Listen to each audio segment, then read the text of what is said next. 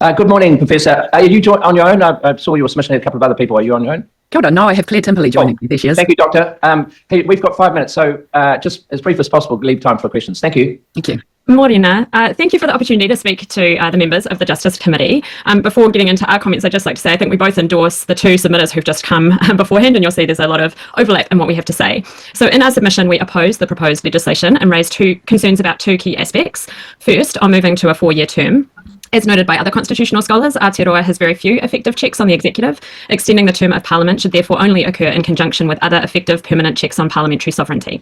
We also make the point that time alone will not improve the quality of legislation. If well-tested policy and legislation is the aim, attention needs to be paid to other parts of the legislative process, including increased support for select committees and for the professional public service.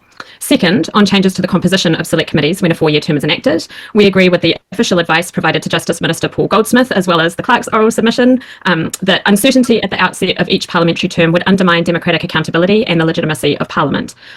If enacted, the proportionality requirement could result in select committees becoming more politicised and less effective. For example, select committees controlled by the opposition might rewrite legislation, and then the government majority would simply vote down their amendments in committee of the whole House. Or it might be the case that governments would use urgency more regularly in order to avoid scrutiny via the select committee process. Janine. Kia ora, Claire. So we also raise concerns about, as other submitters have, putting this proposal to a referendum due to its complexity. Referendums are not well suited to multi-part complex questions such as the one that's proposed in this bill. But just to finish, I want to turn to the question of what should happen in place of this bill and say again, we completely endorse the submission just heard by the Clerk of the House. We're not opposed to a 4-year term. That's not what we're saying. We're saying that a change to less frequent elections must be made in conjunction with reforms to increase the checks on executive authority. And there are many options that we need to consider there.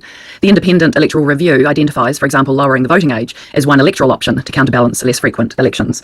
In a broader constitutional context, other options would include a codified constitution, an upper house with oversight and scrutiny functions, an increase in the size of Parliament relative to the executive, permanent changes to select committees that are substantive and effective. Constitutional change comes in packages and must be guided by clear principles. The core principle of this decision must be must balance a longer parliamentary term against effective scrutiny of executive authority to avoid weakening our democratic checks and balances. Kia ora tātou. Thank you, Professor. First question from Mr. Bates. Thanks, Mr. Chair. So just to confirm what you've said regarding a 4-year term, that there is no real evidence internationally for the value of extending the parliamentary term from 3 years to 4 years and the impact that would have here in New Zealand.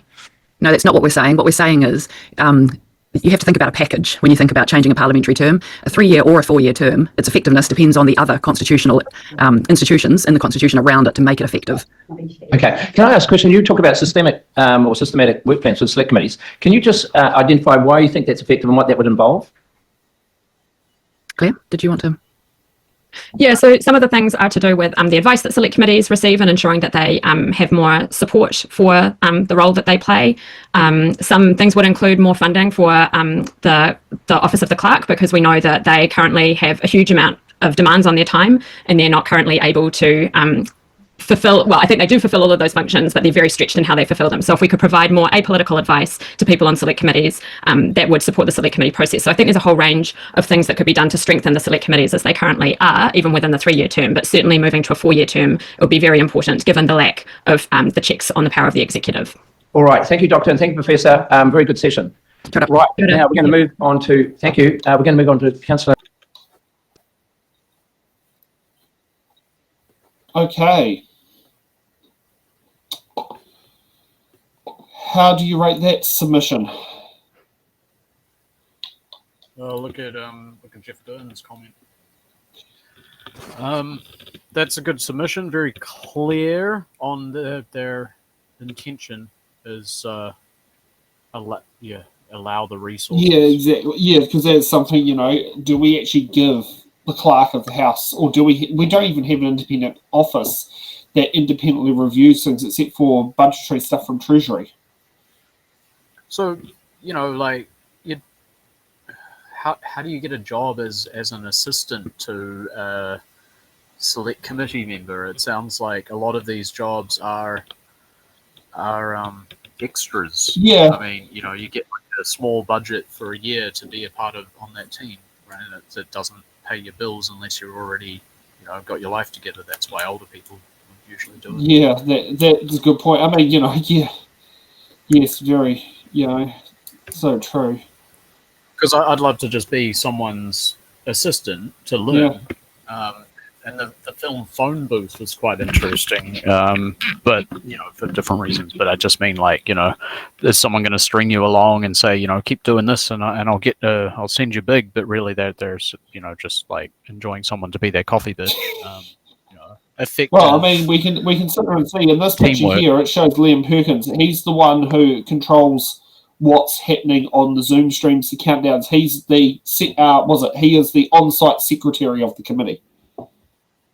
Is it Perkins? Yes. Yeah. As you know, it's the one person who's never talking, or if talking, it's talking with the chair. Yeah, or talking with the deputy chair, which is towards his left. No, and I've seen him multiple times in different in the Justice Select Committee. He's always the person who's on site. So my younger brother's good in that role also. Oh yes, Aaron working for Parliamentary Services. Not sure where he's been in there. Actually. He's